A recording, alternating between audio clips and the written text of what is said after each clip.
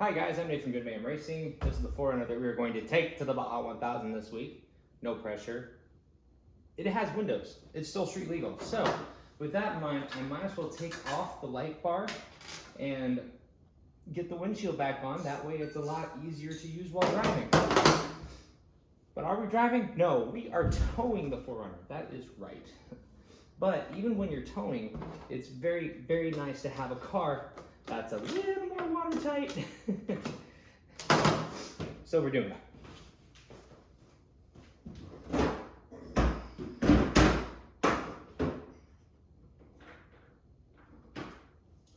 Sixteenths.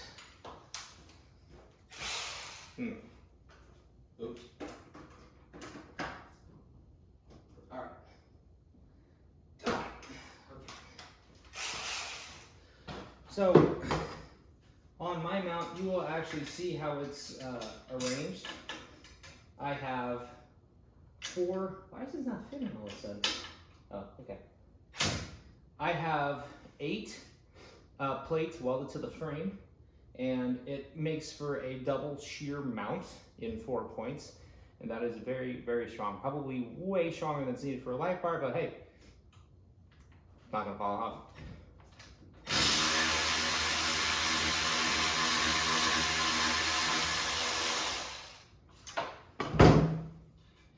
I'm using 1/4 inch by 20 bolts.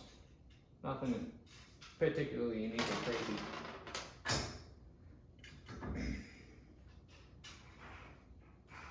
I have the bolts on the outside and the nuts on the inside, so they are easier to service. If the nuts are on the outside, it would be very tight to work a tool in. I need to hold this to the roll cage. Like, all of my wiring is still zip tied in. I don't want to mess with that. So as soon as this thing can either be draped over the seat or zip tied to this, I will do that.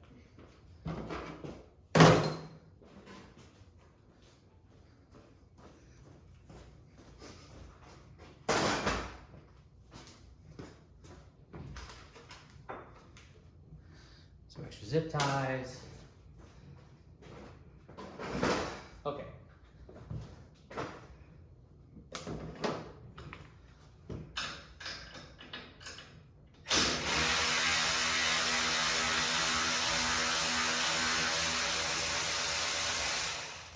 Nice.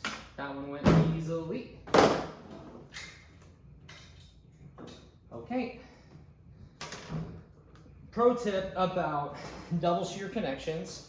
This goes for shock absorbers, general parts, or things like that. But you see how this has a smooth shank?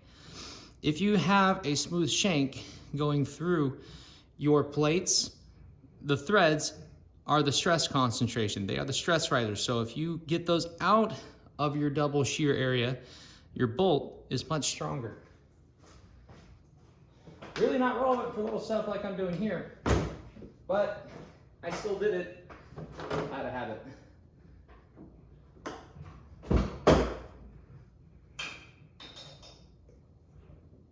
Tried to do that on all my shock absorber members and seat mounts and all that.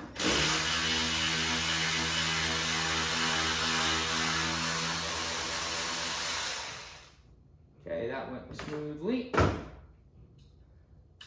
Get this nut out. Bolt out of the way.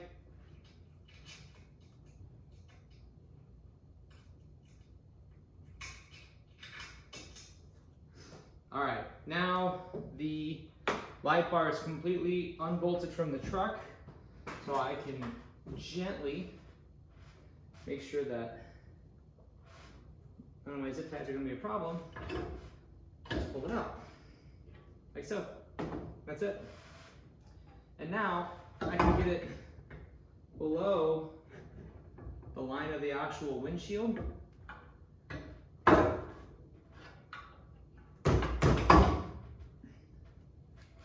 I'm going to cut 1 zip tie. That way I don't mess up a wire.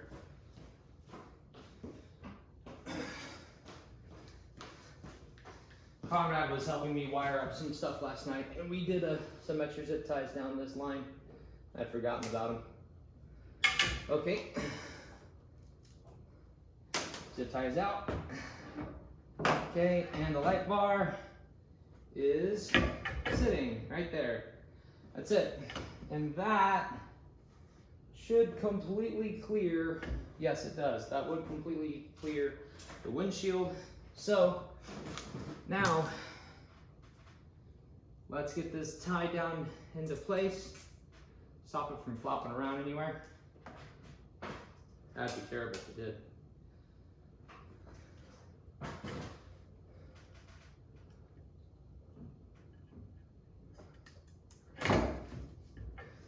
You don't want this tight, not because it's good for or bad for the light, but you probably have wires on the roll cage on the backside like I do. And if you tighten this too tight, you can crimp those wires. I'm gonna zip tie it over there.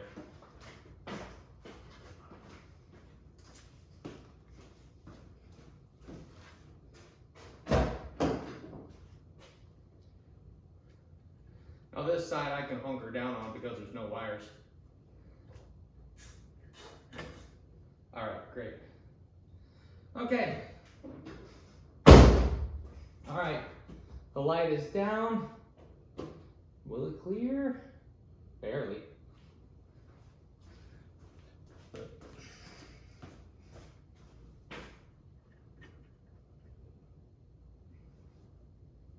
Yeah, it'll clear. Now let's get the windshield.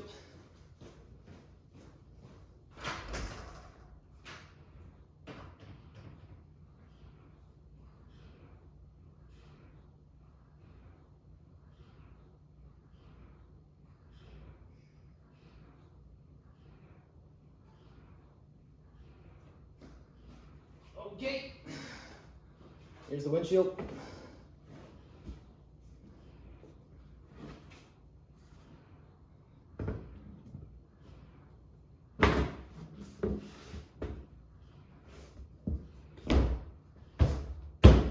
All right, that is in. Now I can use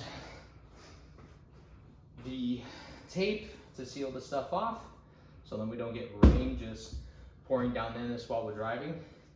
This area right here has really been fine. I haven't had any issues with that leaking. But that's how you can remove the light bar and still use your windshield. Double shear mounts, those are your fronts. I wouldn't use the stock ones that you can buy with your lights, but something that is readily serviceable is valuable. I'm Nick from Good Man Racing. I will see you out in the desert, if not my garage. Like and subscribe for more, because we're going to the desert.